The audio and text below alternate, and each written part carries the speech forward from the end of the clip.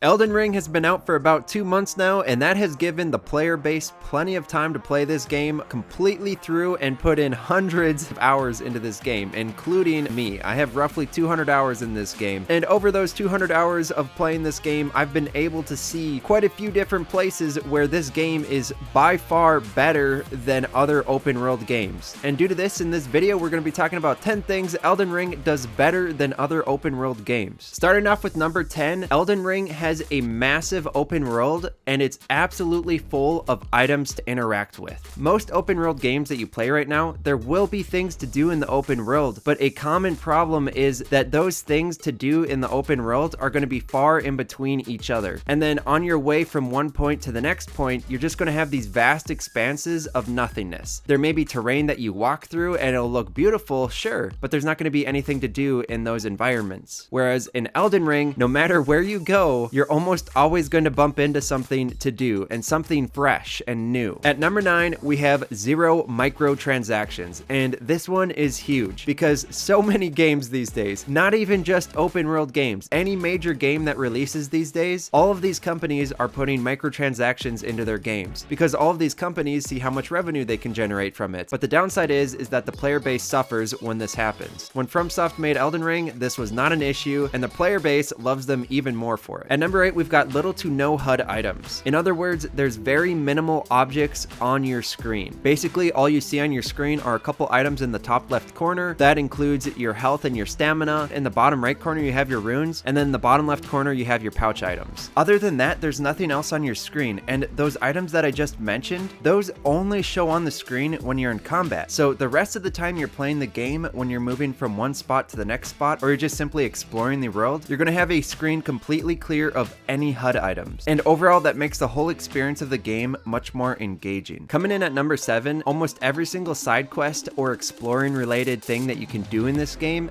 benefits your main story progression. Nothing in this game feels wasted. If you go do a side quest, you're going to get some type of rare item, or if you go exploring into caves or tunnels, you can get upgrade materials, or you'll get some type of weapon or some type of new spell, and all of that will benefit your main progression for the main story. Coming in at number 6, we have a very steep learning curve for new players. But the best part about this is, if you stick through it, the game provides such a rewarding feeling like no other game can offer, because when you overcome those tough challenges and all of the struggle that you've been feeling the whole time, it really makes you feel that sense of accomplishment when you beat that boss or you take down that enemy that you've been struggling with for so long. Coming in at number 5, the graphics and the art style are among the best of open world games right now. This game has absolutely breathtaking views and absolutely breathtaking scenery, and there's so many different types of environments that you can go through, and so many different types of creatures, monsters, and bosses that you can take on, with so many different intricate looks and textures on their bodies and different weird combinations of designs. Some of them are very nightmarish and some of them just look really cool. Moving on to number 4, this game released as a complete package, and that is so rare to see in so many games right now. So many developers are pushed to release the game early, and then the game is released with so many bugs, and Elden Ring does have some bugs, but they're very minimal compared to many other competitors. And then not only that, there's hundreds of hours of content within this game, whereas in other open world games, that content that is released is very repetitive. Coming in at number 3, the combat is extremely versatile, and the number of weapons that you can choose from is immense. Like I said at the beginning of this video, I have 200 hours into this game, and I have so many weapons that I haven't even tried yet, and there's still weapons that I haven't unlocked. And then with all of those different weapons, there's so many different combos and builds that you can use. There's so many attribute point setups that you can use, and then with all of the weapons, there's affinities that you can set up, and there's so many different affinities that you can choose, and all of those affinities set up your weapons in different ways. And then there's so many different incantations and spells that you can use, and if you play the game enough and try enough combinations, you can start to figure out which spells and incantations can power up your weapons in different ways. But just the straight up combat with each weapon, there's so many hidden moves that you can do with all of the weapons. Moving on to number 2, getting upgrade materials for your weapons in this game is very incorporated into the gameplay. In many other open world games, this tends to turn into a very grindy process, whereas when you're playing this game, as you just explore the world, as you do the main storyline, you're gonna find those upgrade materials. Then if you come across a boss boss and you just keep on getting defeated by that boss, that encourages you to go out into the open world and then do some of these side quests or go explore. But then when you're exploring, everything is so fresh and new, like I was talking about, so it doesn't feel like a grind and it doesn't feel like you're farming. And that's something I just really don't see in any other open world game. They really took out the farming aspect and they kept the game feeling fresh. And finally, coming in at position 1 is the Rune System in this game. Yes, this is something that is typical for Dark Souls games, but in terms of other open world games, no other game that I know of has this system. No other game makes it so that you have to collect your experience from fighting enemies, and then as you collect that experience, if you die, you lose everything, and then all of that experience that you collected is dropped on the ground. So it gives you a chance to go back and get it, but if you're in a dangerous place and then you end up dying before you get those runes back, all of that experience that you collected is just gone. But the best part about it is it makes every single life that you have very valuable. It makes you really want to stay alive more, and not only that, it makes you feel much more engaged in the experience because every single life that you have matters. And that's all I got for you in this video. Let me know what you think about what I said. Subscribe for more. Thank you for watching, and I will see you all in the next one.